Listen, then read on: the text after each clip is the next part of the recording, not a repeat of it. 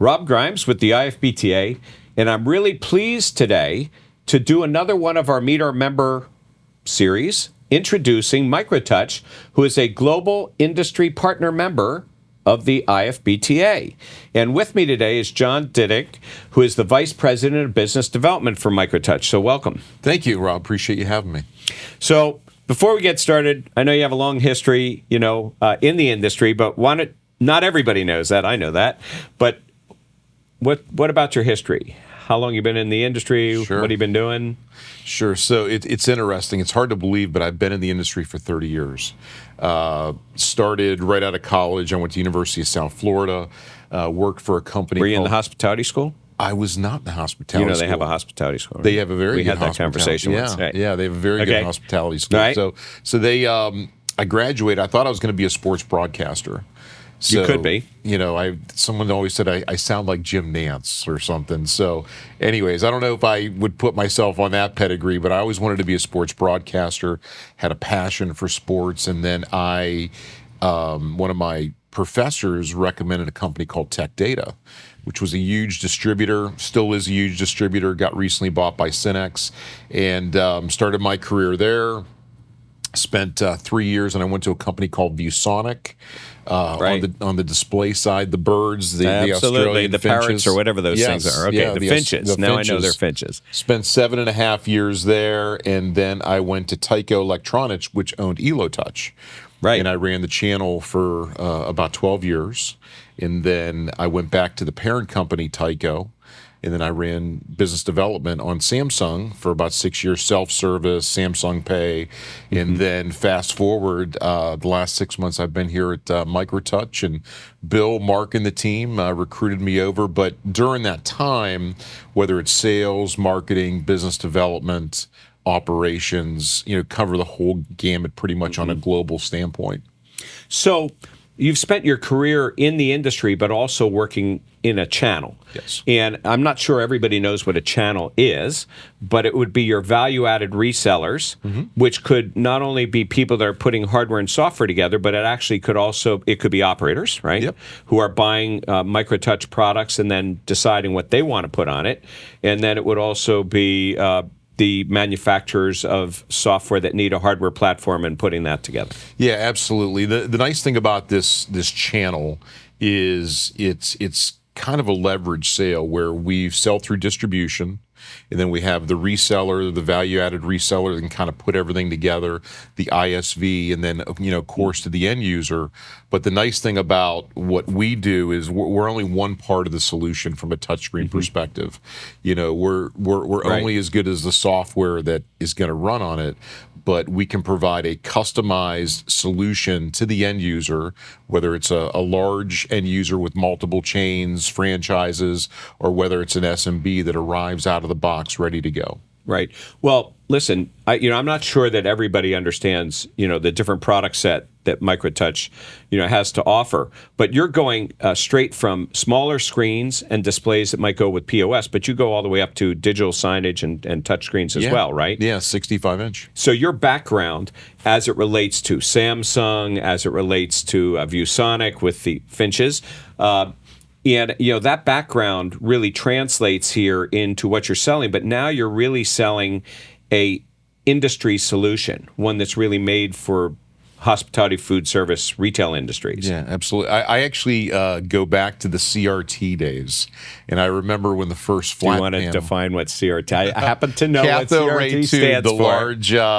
The large boxes that were about 100 pounds plus each for a 21-inch display, But yeah, so with our product portfolio today and what we offer, we have small format touch. We have all-in-one touch for point of sale, KDS, directory boards.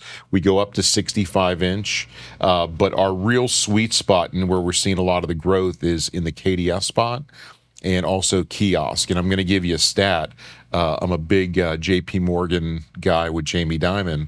60 million people are getting ready to retire over the next 5 years. The baby boom generation is retiring, and really the only way to replace them is to have self-service. It's like everywhere you go, kiosks are popping up everywhere. And they can be a pop-up. Yeah, absolutely. I mean, they don't have to be a set, because what is a kiosk, right? Yeah. So when you have displays that are at different sizes, a kiosk could be something that stands 65 inches if you wanted it to, like they're doing in retail, or it could be something that's very small form factor, and you guys really scale from one end to the other end, right? Yeah, 7-inch to 55-inch with touch, and of course we do have our Mach series that's got Android Enterprise 13 out of the box, and then of course we have Windows as well. So we try to reach all areas of the market. Well, that really makes you very flexible, across the board. And if we think about hardware versus software, and software has moved to be a lot more less dependent on the platform that it's written on and the operating systems and global and everything else you want to apply to it. So now you have a hardware platform also that can work easily within your current stack of hardware, because you may have made a selection that's specific within that, but also that gives you flexibility with the providers themselves who are writing the applications, because they need to offer options. Yeah, absolutely. And from a software standpoint, one of the things we see is that a lot of the legacy business, especially from the large rollout standpoint, the big chains, they're still on Windows. But they are migrating to Android for a variety of purposes, especially cost is the biggest determinant, because Android is a cheaper platform for Windows. But on the SMB side, it's really Android, which is the small play. Right. Well, they're also getting that as part of total systems. And the nice thing about it is that because of your flexibility, a person has choices.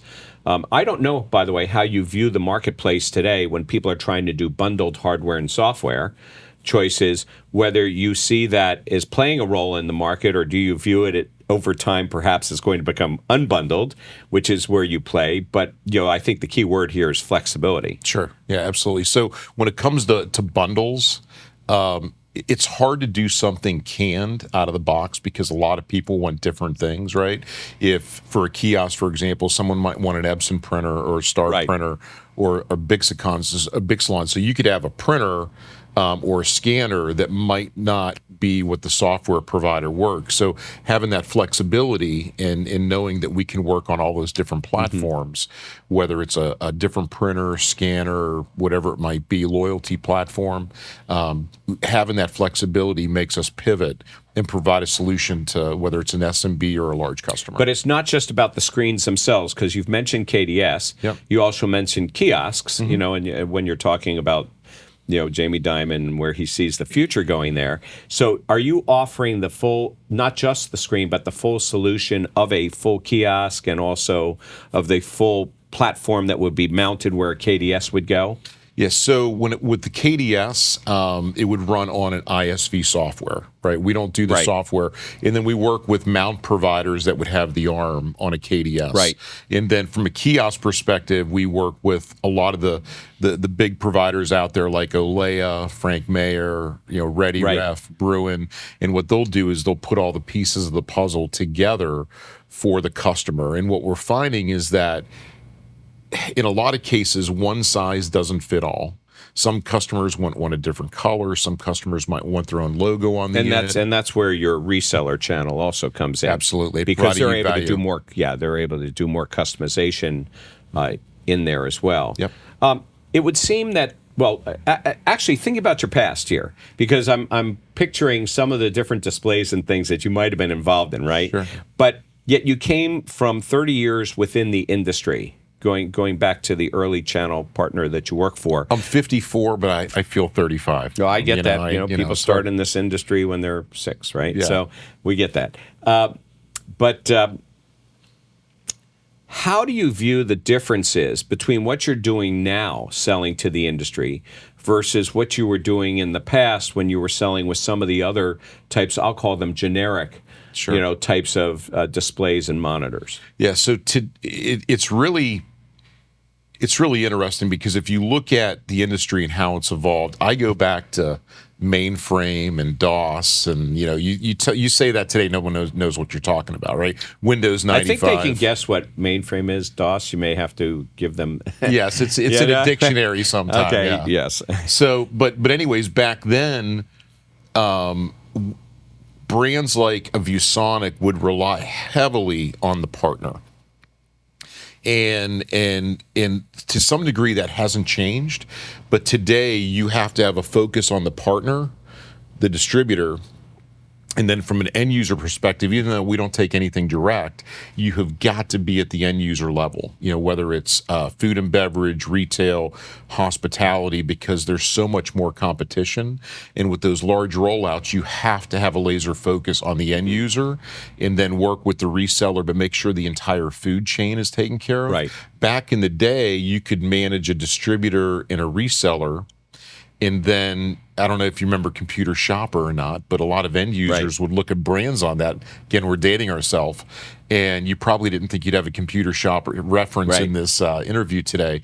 But I didn't think I was going to have DOS either, or CRT, or any of those references. Yeah. So, or Abe Vigoda or anything like that. I have not asked you to define them for me, so I get that. So, but back then, a lot of the end users, you had a particular brand, like say for example, ViewSonic back in the '90s built their legacy on the reseller channel that pole vaulted them. It's really difficult to do that today. So for MicroTouch, if you're calling on a major restaurant chain, you've got to be in front of the end user. You've got to understand the end user's needs, work with the reseller and the procurement side to make sure that everything goes in synchrony. And then, of course, you have your tier one, which is distribution, which is feeding the whole chain. All right. So you did say that you do not sell direct. We do not. Okay. So if I'm a large global enterprise chain, maybe I've got 30,000 restaurants, you're not going to sell to me direct? We would not. The reason being is because we're very loyal to the channel partner, and all of those large end users have some channel partner involved. Or an integrator or something. Exactly. Channel partner can be an integrator, as you said, so that's pulling those pieces together for them, because there are so many parts and pieces. Although I do know some people who have had to make the decision over time as to whether they're in the technology business or whether they're in the food business. Before, and sometimes they've gone back and forth, because I can think of a couple of companies out there that may have been owned or started within, food service companies, and then ended up, going out and coming back and going out. So I suppose, you could be your own channel if you have a buying. Hey, what if you have a buying group? Well, there's the buying group is still going to have to go into a reseller or an end user chain, put together the entire solution from cradle to grave, right? And that's where we rely on our reseller partners, because we're good at manufacturing the best touch product in the world. We're not good at fiber going through a facility. We're not good at, putting all those pieces, a beacon at drive-through. I get that, and they know that business, and there are other parts and pieces that have to be put together anyway. So, but you must have some direct. I mean, you show up at events like the National Restaurant Show, and you did NRF, and there's a lot of operators and retailers there directly. And so you do have a direct connect with them, because you need to understand what they want. We do. But at the end of the day, the delivery part of that, you really want somebody who can deliver, within their space. Absolutely. My group is really the tip of the spear, right? We're going to go after a lot of those brands and try to get us spec'd in, but then we're going to rely on our partners, our ISVs, to do the rest. The best analogy I can think of to this is the broadliner food distributors. Same thing. They may do I ran an Italian restaurant group at one time. I had to make a contract for tomatoes, right? I did have to explain, by the way, that the Cisco I was visiting and using at that point was not spelled, it was spelled SYSCO and not CISCO. But okay, so I get this, because it's the same thing. You might write your contract directly with the tomato sauce providers or whatever it is, but it's got to be distributed, because that end piece is the relationship of the person who's actually packaging it all together. So I get that for sure. Well, let me add one more thing, is if you look at a groundswell with SMB, right? And say, for example, if we're shipping to 10,000 locations per month. Well, and that might not be SMB. Well, 10,000 different locations per month. I got it. From an SMB standpoint, right? That would be a lot of SMB. Let's say there's 7,000 restaurants, and it adds up to 10,000 units. Exactly. Logistically, that is so difficult to manage as a manufacturer, which is why you leverage distribution, the resellers, and then let the whole system flow. And so I want to thank John Dittig, the Vice President of Business Development for MicroTouch. our global industry partner member, for joining us today and being part of the IFBTA and supporting the industry. Thank you so much. I appreciate it. Thanks, Ron.